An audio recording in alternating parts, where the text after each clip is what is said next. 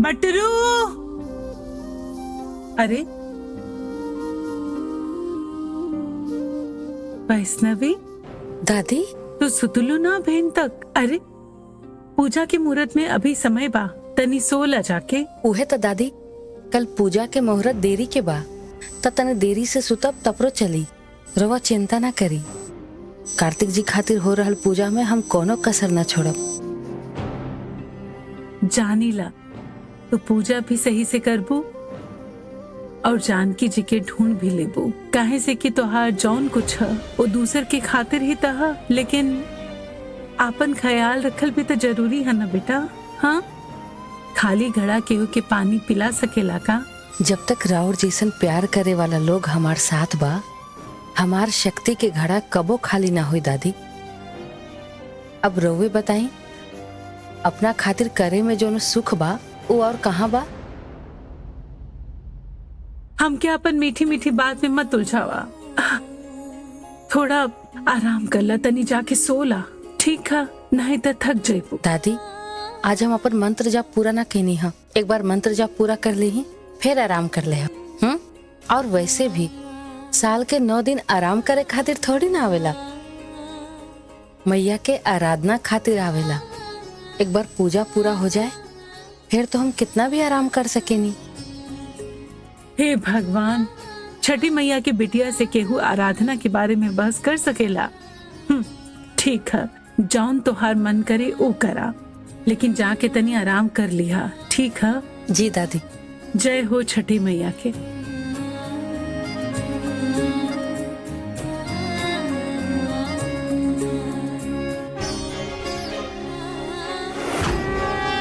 ओम ऐं ह्रीं क्लीं चामुंडाय विच्चे। ओम ऐं ह्रीं क्लीं चामुंडाय विच्चे।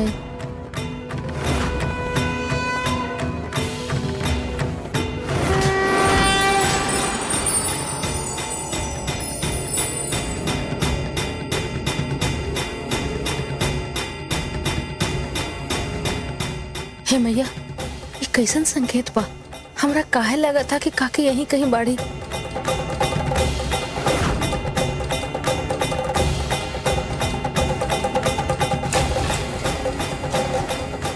ओम ऐं ह्रीं क्लीं चामुंडाय विच्चे नमः।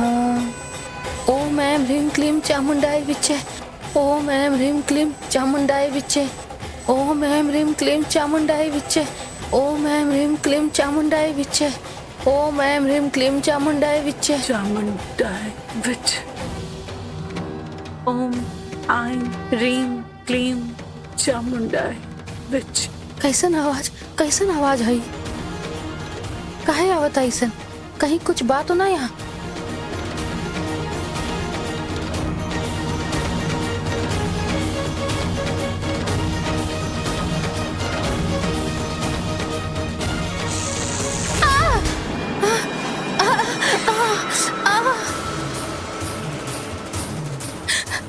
इस जगह पे इतना गर्मी काहे बा?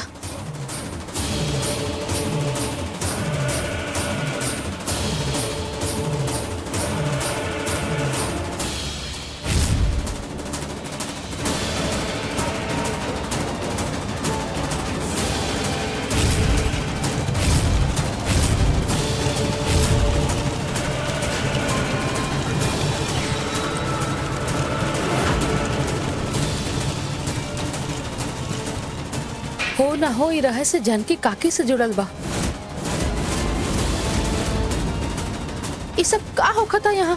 का बा यहाँ? काकी काकी काकी, अगर वो यहाँ बानी तो हमरा इशारा दी। बिटिया, हम यहाँ। वैष्णवी बिटिया, हम यहाँ हैं। का करे मैया, बच्ची के कैसे इशारा दे?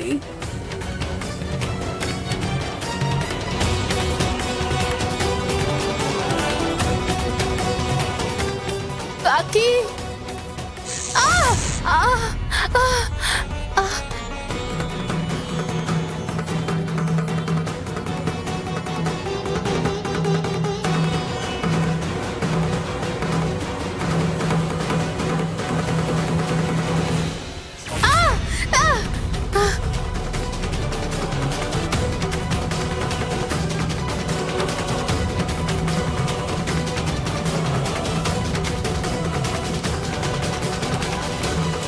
काकी, कार्तिक जी, दादी जल्दी आई। काकी, काकी, रवा रवा ठीक बनी ना? रवा ठीक बनी ना काकी? कुछ समझ में नहीं के आओ कि का करी, हम कैसे बाहर निकाली रवा के। काकी, हम के कोनो अदृश्य शक्ति यहाँ बांध देले बा और एकरा अदृश्य शक्ति का तोड़ता पूजा पाठ से ही रोका जा सकेला। काकी, काकी रवा बिल्कुल घबराई मत, हम कुछ ना होके दे हम रवा के, हम बाहर निकालब रवा के। काकी रवा परेशान मत हो कि हम कुछ करे तानी, रवा चिंता मत करी। हाँ रवा जहाँ भी बानी। अम्मा ई का ह? सनका गेल बिया का? काकी रवा सुनो तानी ना हमार बात? मम्मी जी, हमके लागत है कि देवर जी के मानसिक रोग अपने ऊपर ले लिया। हाँ अब देखी ना, हवा में बात करती है। और बसी जी दादी। तो हर सास कम है सुनाए खातिर आपन मुंह बंद रखा, नहीं तो हम तो हर सनक उतार दे। रवा सुनो तानी ना हमरा के? रवा परेशान मत हो कि हम कुछ करे तानी, रवा चिंता मत करी, हम करे तानी कुछ।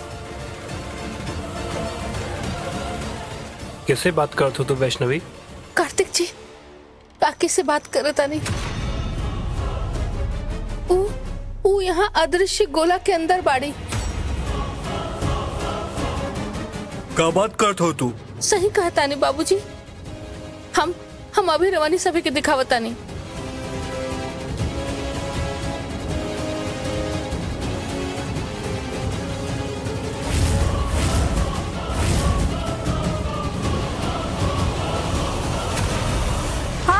हाय मोरी मैया, कैसन जादूगरनी के लेके आइल बनी घर में। बाबा रे बाबा। माँ जी, दादी, हम कोनो जादू टोना नहीं की करत।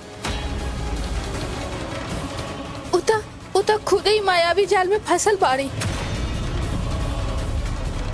तू इतना सब कुछ जानता रू तो वहाँ के निकालत काहे नहीं खू? अगर हम काकी के बाहर निकाल सकती था तो कब का निकाल ले रहती। बाकी ये गोला इतना गर्म बा, पता ना काहे, पता ना काकी अंदर कैसे हुई है, कहाँ हुई है, का हाल होखत हुई उनकर।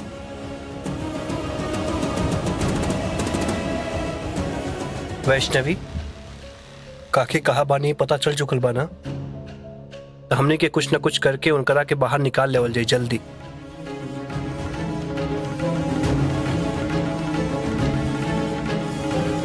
तो के समझ में नहीं किया होत का?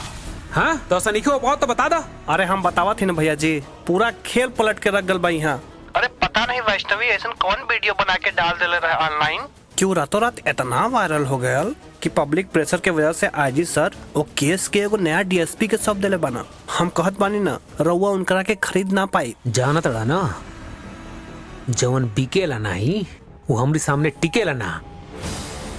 ये वंदना नाम के काटा के तो हम देख ले, तू जाके वो बुढ़िया के ढूंढा, इससे पहले कि वो वैष्णवी के हाथ लग जाए। समझ में नहीं आवत की एक के बाद एक परेशानी हमार बढ़ते जात बटे, पता नहीं कैसे। पापा, ये पक्का कोनो वैष्णवी के ही चाल ह। कल सवेरे सब केहू के सामने वो हमनी की भांडा फोड़ी, यही से वो बुढ़िया के कहीं छुपा के रख ले बिया। हम हो के ये डर बा। पापा याद बा बचपन में जब हम परेशान होत रहनी, चाहे हमरा डर लागत रहे, रउआ हमार सारा परेशानी या डर दूर करत रहनी, हमार हर एक प्रॉब्लम रउआ सॉल्व करत रहनी। अब हमार बारी है, जौन काम रउआ से अधूरा छूट गइल बा ओकरा के हम पूरा करें। का करे के बारे में सोचा तड़ू? कैसन हो कि अगर हम ई फसाद के जड़ ही उखाड़ दी, कि ई वैष्णवी के आखिरी रात होता। कुछ तो उपाय हो कि काकी के वहाँ से बाहर निकाले के। उपाय तो कोनो हुई वैष्णवी, लेकिन सबसे पहले तू हमरा के बताओ, तुम्हें कैसे पता चल कि काकी वहाँ बानी? वहाँ कुछ गोला तो रहे नहीं। ओ कार्तिक जी, जब हम पाठ करत रहनी है तब।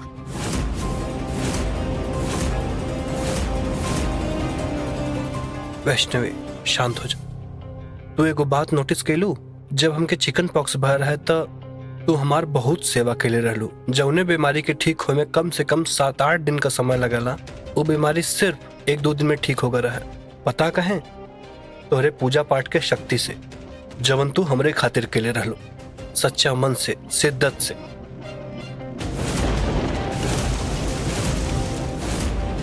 तब तू ही हमरा से करे रहलू कि अगर कुल कोशिश कैले के बाद भी अपने प्रॉब्लम का सलूशन ना मिले तो भगवान का प्रार्थना करे की चाहिए। कहे से कि भगवान के प्रार्थना में बहुत शक्ति होला और तू कैले रहलू। और तू देखा ना, आज भी पूजा करत समय ही तोके काकी के बारे में पता चलल। एक खातिर तोरे पूजा पाठ में बहुत शक्ति बा। हो सकेला कि पूजा के वजह से ही काकी वापस आ जाए, चाहे काकी के वापस ले आवे का रास्ता मिल जाए।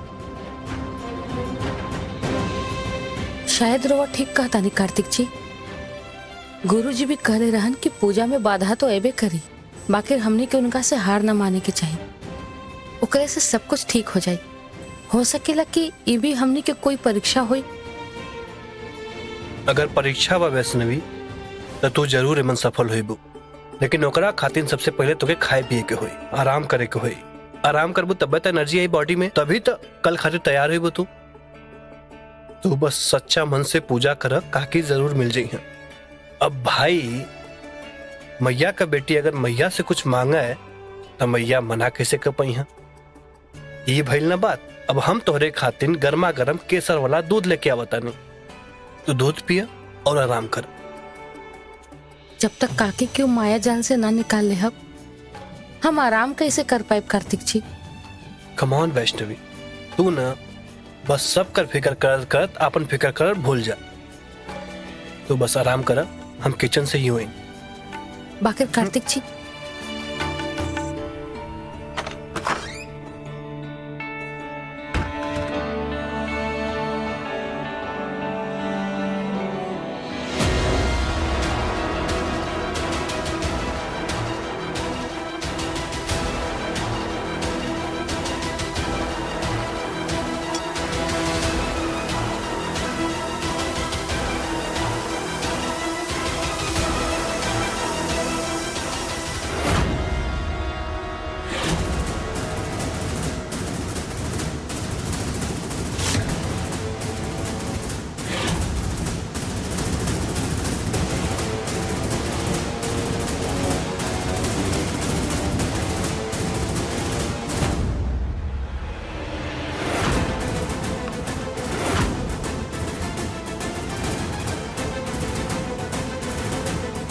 बस एक बार ई लड्डू वैष्णवी खा ली, फिर ई दवाई ओकरा अंदर गईला के बाद ओकर रात कटल भी मुश्किल हो जाई।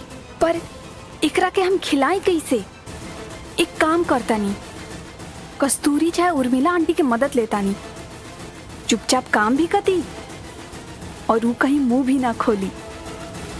हाँ,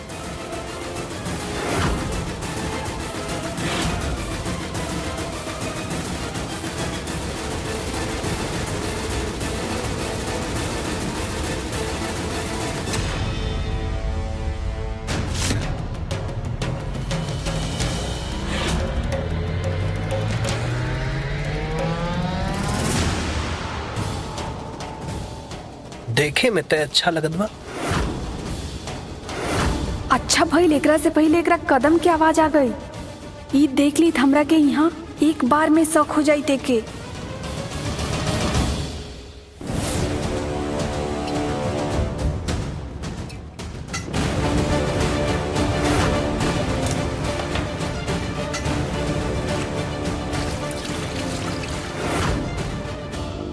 देखे में तय अच्छा लगत बा, टेस्ट करके देखा दानी।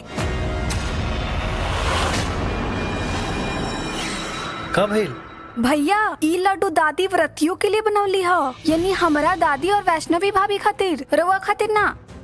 चली रखिए एक रखे। हाँ तो हम थोड़े खाया जाता नहीं है, हम तो वैष्णवी खातिर लेके जाता नहीं है। सोचनी कि उससे पहले टेस्ट कर ले ही कैसन बा। अच्छा तो हम और दादी तो अपन लड्डू खा लेनी, रउआ नु इस सारा लड्डू वैष्णवी भाभी खातिर ले जाए, ठीक बा? कस्तूरी केसर। हाँ हम देता नहीं।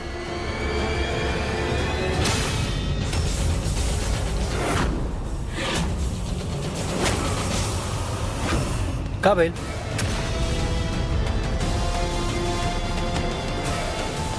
कुछ ना, ओ भैया हमार पैर फिसल गईल, पानी गिरल बनू। हाँ रउआ मत जाए।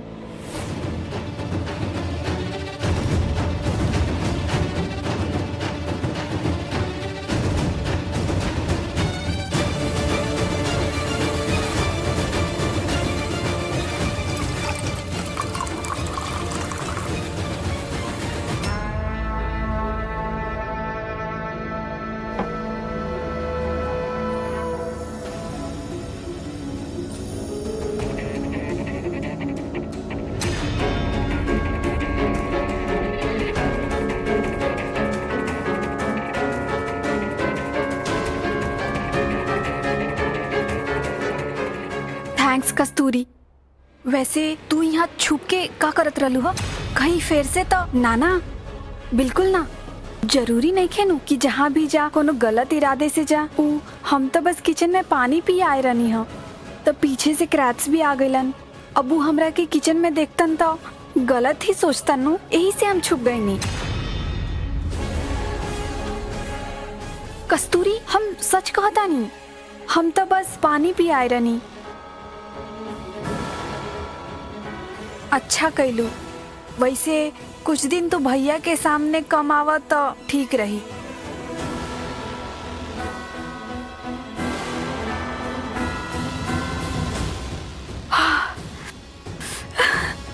आज तक भगवान भी मेहरबान बाड़न हम पे, बिना कुछ कहले हमार काम बन गई। लड्डू खाते ही वैष्णवी हमेशा हमेशा खातिर सो जाई, और ओकरा साथ भी वो बुढ़िया के इंसाफ के उम्मीद भी।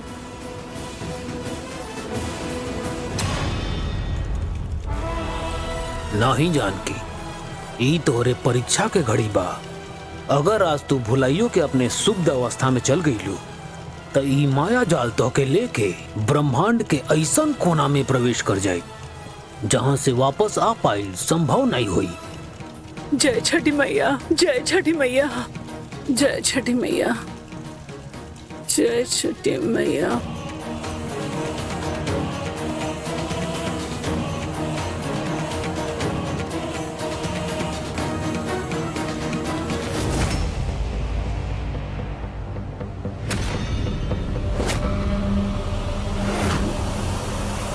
चला अब तू यहाँ शांति से बैठ। अब बिना बहाना कैले ये लड्डू खा और केसर वाला दूध पिया गर्मा गर्म। चला कमा। कॉन्ग्रेचुलेशंस पापा, अब तक तो लड्डू खा भी ले हुई।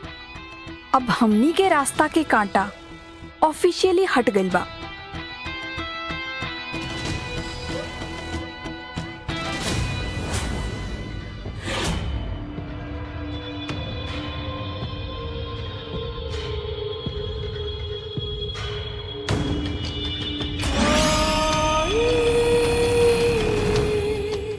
भइल ना बात।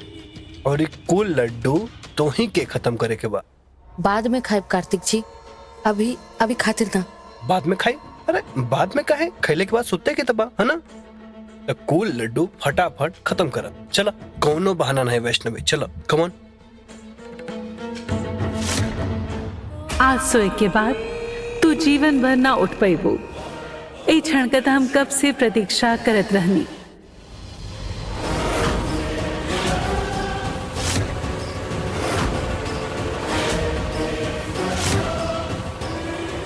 खा ए मिष्ठान के खाए से कम तोहार मृत्यु का कड़वाहट तनी कम हो जाए।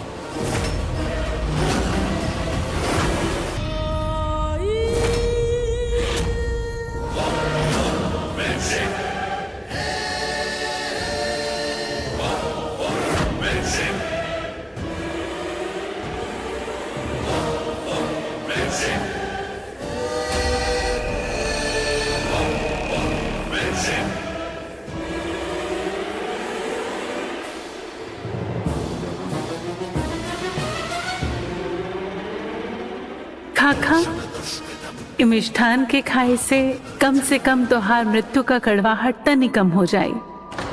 ये लड्डू तो बहुत स्वादिष्ट बा कार्तिक जी। एगो अलगे सुकून मिलल है एकरा खा के। माई के याद आ गई। माइक का है? उनकर हाथ से बने लड्डू में भी ऐसे ही स्वाद रहेला ना, एकदम मुंह में घुल सा जाला।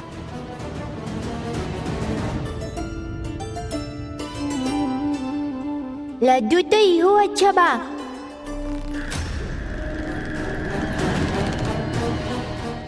शैशव, ऐसे टीना दीदी के बनायल के लड्डू बुरा नहीं के मैया। अगर इनमें दुष्टता ना हो तो और भी स्वादिष्ट हो। शैशव, तू ई लड्डू के बदले का दुस्साहस कैसे कैला? ये विष वाला लड्डू वैष्णवी दीदी के ना ही ग्रहण कर दे सकता नहीं, लेकिन बदली कैसे? कार्तिक,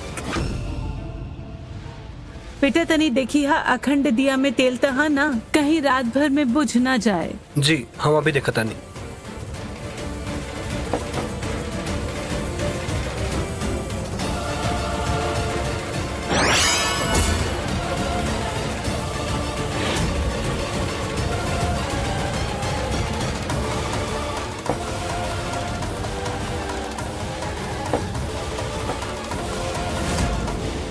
षष्ठी, ई पाठ पढ़ावत हो अपन बेटा के? मैया हम तो तोहार पुत्र है ना, अर्थात भगवान गणपति राव देवर। तो वो हमार चाचा बहनी ना। हाँ शैशव, रउआ क्रोधित ना होई माता। लड्डू चुरा के खाए के गुण हमके हमार चाचा से मिलल बा। ठीक है, वैष्णवी के तो तू बचा लेला, परंतु एकर परिणाम अब जान की भुगती। आराम से सोच जा, थोड़ी देर बाद हमने की पूजा करे खत्म उठे के बाद, है ना? पूजा तो 6:55 पे है ना कार्तिक जी। ये कैसे हो सकेला? चतुर्थी की पूजा का मुहूर्त यदि 3:55 हो सकेला, पंचमी की पूजा का मुहूर्त 6:55 कैसे हो सकेला? बीच के 3 घंटा में कौन दिन का मुहूर्त हुई? कौन तिथि हुई? या का कृतिका माता कबो सुमार्ग पे चली है? का कबो उनका के उनका गुनाह के दंड मिली? चलो अब तू आराम से सोच जा, थोड़ी देर बाद हमने की पूजा करे खत्म उठे के बाद, है ना? चलो। पूजा तो 6:55 पे है ना कार्तिक जी। 6:55? हाँ। ये कैसे हो सकेला? चतुर्थी की पूजा का मुहूर्त यदि 3:55 हो सकेला, पंचमी की पूजा का मुहूर्त 6:55 कैसे हो सकेला?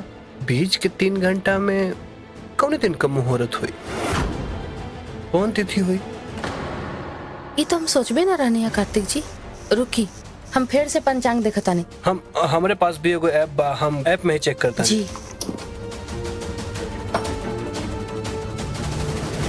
इनमें तो सुबह के 5:50 का मुहूर्त दिखावत बा। एकरा में भी कार्तिक जी हमरा से पंचांग देखे में भूल भगई, शायद पन्ना पलट गल हो, यही खातिर हम दूसर दिन के मुहूर्त देख लेनी है। अब का करब?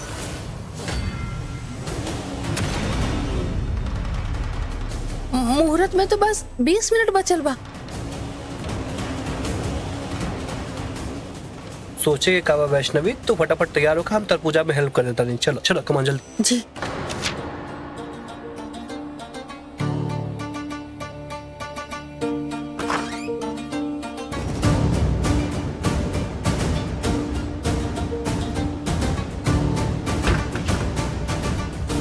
कोनो भी बढ़हन तंत्र विद्या चाहे पूजा पाठ में अनेक बाधा आइले के अनुमान रहेला। बुरा शक्ति हमेशा अच्छा कर्म में विघ्न डाले के कोशिश करेला।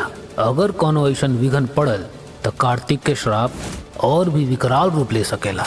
मुहूर्त में बस 20 मिनट बचल बा मैया। अगर ये पूजा सफल ना हो पाई तो कार्तिक जी कबो न ठीक हो पाई है। हमरा कैसे करके ये पूजा के सही समय पे संपन्न करे के हुई। ए शमशेर, कहाँ छुपल बाड़ा तू? अगर मर्द का बच्चा बाड़ा तो सामने आवा। ये सब देखे और सुने खातिर रोकले रहनी है हमके। वो एगो मानसिक रोगी या झूठा औरत के कहले पे। जानकी जी मानसिक रोगी जरूर हो सकता रही, लेकिन वो झूठी ना है। तू निर्दोष बच्चन का कातिल है।